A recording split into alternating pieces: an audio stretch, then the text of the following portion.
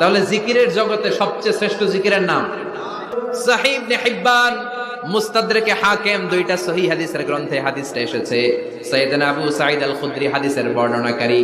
বিশ্বনবী বললেন, মুসা আলাইহিস সালাম আল্লাহর ডেকে বললেন, আল্লাহ আল্লিমনি কালিমাতান আদউ বিহা, ও আল্লাহ এমন একটা স্পেশাল জিকির আপনি আমারে শিক্ষা দেন, এই জিকির দিয়ে আমি আপনারে ডাকবো, এই জিকিরটা জানবে শুধু আমি আর জানবেন আপনি, দুনিয়ার কেউ জানবে না।